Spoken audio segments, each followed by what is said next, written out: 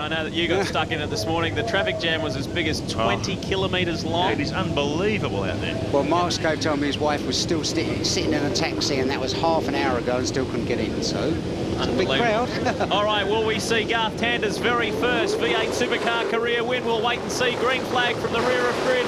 Get ready, the Enforcer is on the inside, Tander the outside, followed by the two Mobil 1 cars. Away we go. Tander gets the start. So too did Russell Ingham, but it looked like Garth Tander. Oh, look at this lot. Fair bit of muscling going on there. The inside. And it will be Garth Tander in the Valvoline Cummins Commodore who leads the way. Lowndes is on the inside behind Ingle. They all get around so far okay. Lowndes did a good job to hold that. He got a punt from the rear there, do you see, and got her a little bit sideways, so he did a good job to hang on to that. It could have been very, very nasty. Yeah. Our championship leader out on the grass. Oh, there's Stephen Ellery, goes right across the ripple strip. Coming out of this turn lot. two. That's a big field. 40 V8 Supercars doing a tremendous job to get through those first couple of tight turns, all unscathed. So a great job by all the boys. But it's Garth Tander, the 22-year-old. Oh no, Kevin McLean again. McLean got turned around there, so he is having a disastrous day in front of his home crowd. I think it's gone off with... I'm not sure. No, it's not. I wasn't sure. Dougal McDougall, we saw him get in trouble in the first heat. Look at this. He's dragged off a bit of that new turf that's been laid down. It rolls up like carpet. So, Jason Bargwanna in trouble too. Boy. Well, it was a relatively clean start through 1, 2 and 3. Look, he's got his wiper sitting at a peculiar angle on the front screen, but that puts him right back in the pack. I'll tell you what's interesting here, guys. Look at the cars that are leading this race first and second. So it says, tyres, terrible tyres, and you know, Russell Ingle said they were having tyre trouble. If you'd have seen the tyres of a John Bowers car, it was quite incredible. They were knackered. Bargwanna rejoins behind Jason Bright and ahead of Paul Radicic. There is John Bow, currently running in 8th position behind Crompton and ahead of Greg Murphy. So it'll be interesting to see if Bargwanna, he should technically run with these guys, although he is basically a lap down. There's car 12, Greg Murphy, who after quite a disappointing qualifying effort, continually suffering the same problems. Car is good on old tyres. As soon as they put on the new tyres, they're only a 1/10 of a second quicker, so it's not giving the results that they want. But Murph having a great result in race 1, coming from 19th right up into 9th position, and currently sitting in that same. So a disastrous day for McConville after such a good showing at his first appearance this year in the V8 Supercars at Sandown. Oh, a bit of battle damage on the front of Paul Radicic's car. Shell Helix car 18. See him on the charge. Now, speaking of panel damage, we must send a hello, a cheerio, and a get well soon to Tony Warrener. Many of you may not know Tony, but he puts in a tremendous amount of work. He was the founder of the TAFE panel smash repairs team, who does so much work at Bathurst and throughout all the V8 Supercar rounds. Tony was the recipient of a heart transplant last Wednesday at St Vincent's Hospital in Sydney. We know Tony will be watching, and we wish you and your family all the best. So get well soon, mate. Oh, look at Radicic right out on the rough stuff. Boy, that is the most critical corner on the track, that turn 2. You've really got to get it right because it carries a lot of speed down this long back straight. And you can see Radicic giving it everything. He went right out across the ripple strips. Might have done a bit of damage underneath. They're on board with the Cat Racing Falcon now. Have a look at the tyres off this car after heat 1. Just overtaken Neil Crompton, so Bow continued to charge. That puts him up to 7th position. Might have 10. Lap counter tells the story. But Bow's tyres, they were in a pretty bad way after that first heat, so the team would have gone back and thought about their setups, trying to make the car work for them. It's a pretty tough ask because no one's been here before. But they were by far the worst, weren't they? You know, when you consider that's when the setup of the car, that he was so quick. He was 0.4 of a second quicker than anybody in qualifying, and obviously paid the price. Well, that's probably what it was, Baz. Yeah, you're right. His suspension setup was so radical that he was able to find 4/10 on everyone, but it must have been very, very hard on the tyres, as it's proved today. The rear shot from the Cat Ford, the Be Clear and Simple onboard camera. Great to have a new sponsor with us in the V8 Supercars.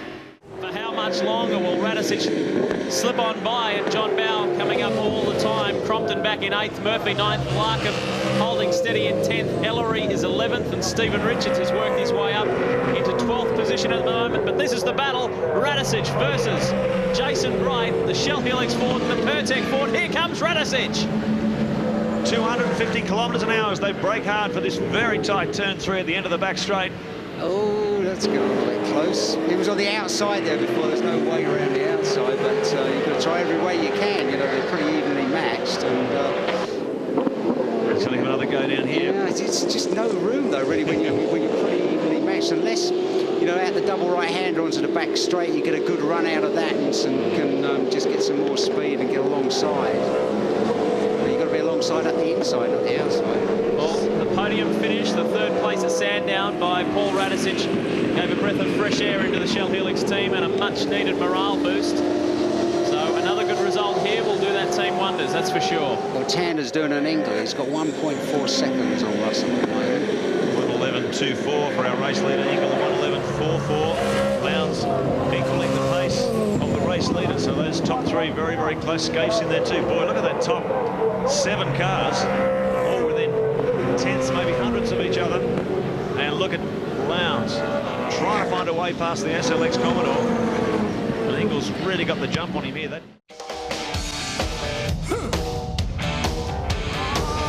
Welcome back to Queensland Raceway. Well, the enforcer couldn't hang on. Lowndes slipped up the inside. And look who's behind him. Scapey's behind. Yeah, boy, Russell. Lowndes got a little bit better run out of the double right-hander, and Scapey was right up Lowndes' bottle, and there was no way that Russell could do it. But now the great thing is, well, not so great for the drivers out there. It's pouring with rain. Simon Emezidis. Oh, yeah. That was close. Yeah, it's pouring. Whoa! Dash! Oh, Crunch! Oh. Well, he did the best he could to avoid that, didn't he? Yeah. Look at this now. It's really tricky conditions now. You see look at this. Lowndes on the inside of Scapey. Well, the rain's coming down heavier and heavier here. His teammates going, oh, look at this. No team orders here, boys. And the thing about when it rains is your tyres are nice and warm. You've got to go as hard as you can for as long as you can to keep the temperature in your tyres, Scapey, back down the inside there. And then once the circuit gets saturated, you obviously have to go slow. The tyres lose Russell's temperature. gone in. Russell's gone in. He's done the wise thing. He's gone in to put some wets on, I would imagine, because if it is really going to pour down, then that's what it needs. Oh, it is. Look at the well, that's it. But he's done the right thing. Yeah, that's the way that they won the Tickford 500 at Sandown last year. Russell Ingall and Larry Perkins, superior. Now look at this. Now, if they decisions. That was a superb decision on behalf of Ingall, because there's every chance that these two guys could go off because it is really treacherous. And you'd have to say with Larry's thing, I can't understand why they have those 5 bolts. Red flag.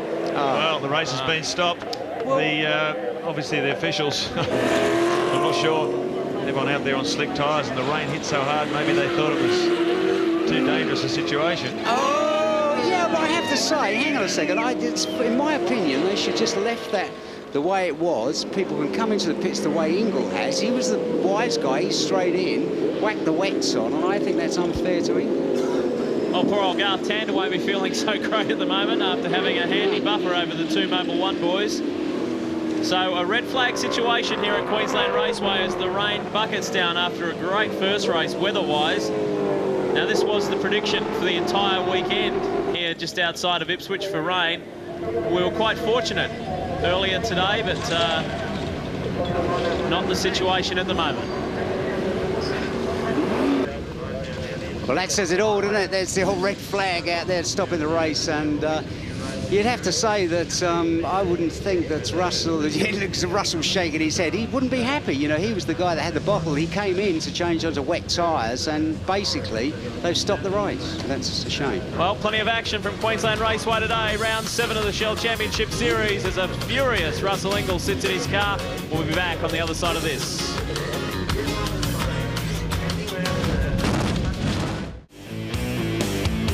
Welcome back to Queensland Raceway. Well, we've had it all here today. Sunshine, good racing, a little bit of rain, and there's still one more race to go, plus this, 6 laps remaining in the second race as they regrid, and there's the green flag at the back. Well, can Garth Tander hang on for the second part, if you wish? He's got the inside run. Lowndes is the outside. Watch the lights. Lowndesy! Craig Lowndes gets away to a brilliant start, and Scape and Ingall, here they come. Yeah. So Russell Ingall moves in front of Mark Scape. He hangs on to second spot, and Tander has gone back to 5th. Well, that's a shame for Tander. He's on the dirty side of the circuit, and you know, in the dry there's no grip there. In the rain, it's absolutely no grip. You see, he lost 3 places. It was an outstanding start by John Faulkner, who was back in 12th position. Faulkner's there in, what, 6th or 7th? So, great start by John Faulkner. It's very important that Tander keeps his cool here, because the results from this race will be an aggregate of the 2 halves. And he was something like 2.5 seconds or 2.8 seconds in the lead in that first half of the race. So by the time they've done all their arithmetic, after this, if he's in a good position, he can still win it. So it's really up to the mathematicians to sort out who the winner of this is. Bargwanna and Seaton working their way through from behind as Radicic menaces. Mark Scape in the number 2 Mobile Holden Racing Team Commodore. This is the view back from Russell Ingall's car. Everyone's gone out. Mark Scape's car. Everyone's gone out on wet weather tyres for this one. There's only 6 laps, so... Yeah, just about should be okay, Mark, because there is a dry-ish line, but I don't think that looks pretty dry there. But everybody's in the same boat, so it should be quite fun when they do get the blocks on the sides really get hot, because it gets all jelly-like. Magnificent start in this second part by Stephen Richards in the wins car, who is there in 9th position, just ahead of his teammate Greg Murphy. Okay, so on our timing monitor, on aggregate it's Garth Tander is still leading the race. Craig Lowndes and Russell Ingall. It's a very different thing to what you're seeing on the track, but we guarantee you we'll sort it out by the time this race is finished, and we'll give you the full finishing results from Heat 2. Hard under brakes. Down the end, Tander comes for a look on the outside. Tander just needs to stay as close as he can. A beautiful over and under move on Radicic. Nice one. But he's on the wrong side of the road. Radicic. Is if he can, yes, Radicic. Good outbraking manoeuvre there by Paul Radicic. Holds the inside line through the mid part. Look at Stephen Richards in the wins Commodore, right there with Garth Tander. This is a great showing by him, and he slips up the inside of Garth Tander. Yeah, Faulkner's back there as well. Garth didn't turn in too well coming out of turn 5. That allowed Richards to slip up the inside of the wins machine. So on aggregate, Tander is still leading this race, but boy, it's going to come very, very close if he slips back anymore. 4 laps remaining. He's going to lose the lead of this race. Yeah, he needs to stay as close as he can, and he didn't need Stephen Richards to duck up the inside. Absolutely, I was just going to say the same thing. It's in actual fact, aggregate-wise, Mark, I would say that's done the trick already, you know, because it looks more than enough behind. Last lap around, he was only 1/10 of a second on aggregate ahead of Craig Lowndes, so I'm pretty sure he would have lost that position yet. Lowndes now has gone through into the lead on aggregate. Faulkner helping himself big time as well.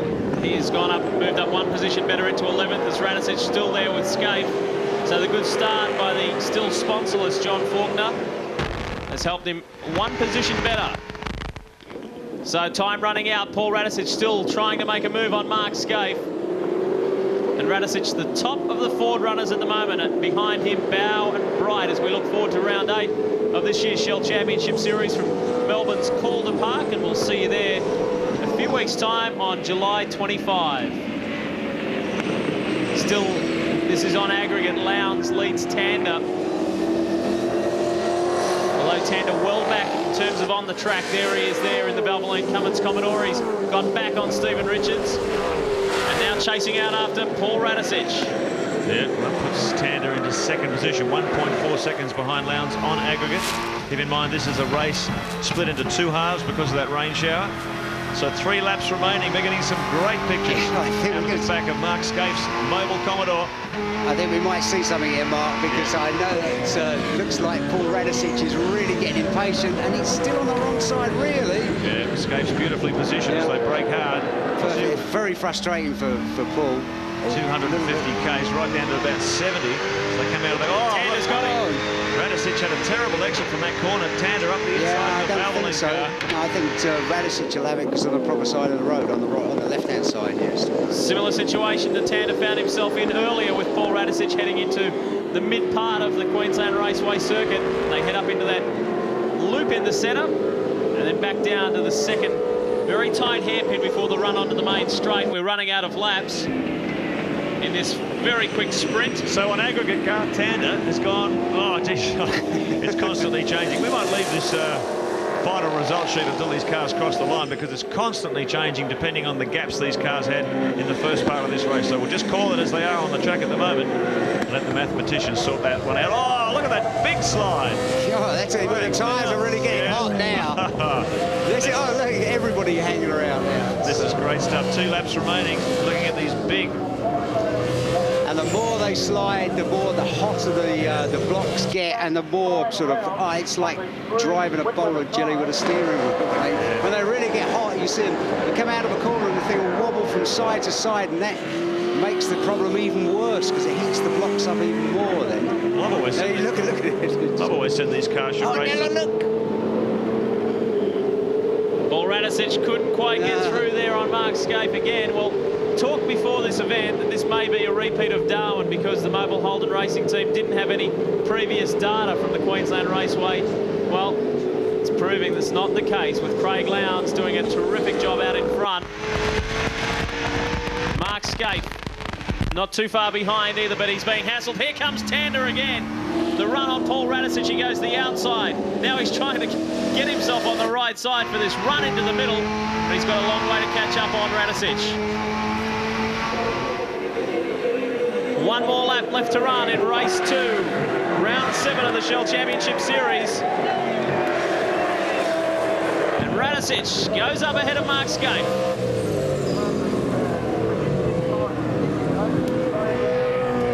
Let's see what Garth Tander can do about Mark Scape. We saw him in the opening race. Slip up the inside of Mark Scape. I would say he's really got nowhere to go. No, the outside into these tight corners. Mark is just going to stay right in the right place. You see he's still on the wrong side of the road, even if he can get level with Mark. Well, as of the last lap, the way it stands on aggregate, Craig Lowndes has a 1.7-second lead over Garth Tander, Russell Ingall 3rd, Scape 4th, and Radicic 5th. Now, obviously, that's not the way it stands on the track. But that's the first 9 laps, followed by this second 6 laps joined together as we watch great pictures of Garth Tander. Good run out of that. Great run, but he can't get anywhere, you see, unless he goes over the top of him. Which is obviously the long way around. This is the run to the line. And what's been a rain-interrupted second race will go Craig Lowndes' way. He takes out race 2. Now Russell Ingall across the line in second. Now we will update you on the final aggregate positions a little later on. But a good strong run towards the end. But Craig Lowndes will get there. There's no doubt about that. Lowndes there for the win in race 2. And that looks ominous for race 3. Russell Ingall, a great result, 2nd. So the Enforcer having a very consistent run here at Queensland Raceway. If you remember, he won the last 2 races at Lakeside last year. We heard him say earlier he enjoys his time in Queensland. So a solid performance after being disappointed when he came in to change to wets. It's all worked out okay for the Enforcer. And John Bowe, a good solid run for him also. After a frustrating time in race 1, Bowe, looking at our timing monitors, ended up around about 7th in race 2. But as we said, we will confirm these places, the official finishing order on the other side of this break.